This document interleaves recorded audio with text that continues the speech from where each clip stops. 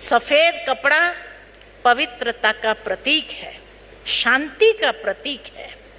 जहां शांति का संदेश होता है तो सफेद रुमाल हमेशा हिलाया जाता है, शांति का प्रतीक है। जिस तरह सफेद कपड़े के ऊपर छोटा सा दाग भी होता है तो दिखाई देता है, ये हमारा चरित्र है कि जिस तरह से सफेद कपड़े पर कोई दाग नहीं होना चाहिए, इतना ध्यान रखते हैं, तो हमारा चरित्र भी इतना ऊंचा होना चाहिए, हमारे चरित्र पर भी कोई दाग नहीं होना चाहिए। इसलिए एक बार बार स्वयं को जागृत करने की, जैसे दुनिया में भी कहा जाता है कि पति को जो प्रिय होता है वस्त्र, उसी प्रकार का पत्नी एडॉप्ट करती है।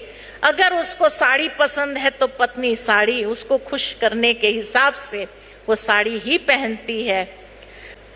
हम ये कहते कि परमात्मा जिसको कहा ही जाता पतियों का पति, पतियों का पति, उसको अगर सफेद वस्त्र पसंद है तो हमें भी वही पसंद है, हमारी चॉइस भी वही है।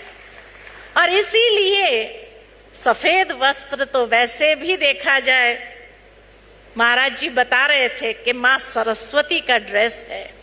माँ सरस्वती का ड्रेस अगर सफेद है तो सफेद वस्त्र का अगर कोई अपमान करे तो माँ सरस्वती का ही अपमान है ये तो इसीलिए ये वस्त्र कोई और बात के कारण नहीं, लेकिन ब्रह्मा बाबा ने इतना ध्यान रखा था कि कोई भी दाग अपने चरित्र पर नहीं होना चाहिए, इस तरह से अपनी जीवन शैली हो।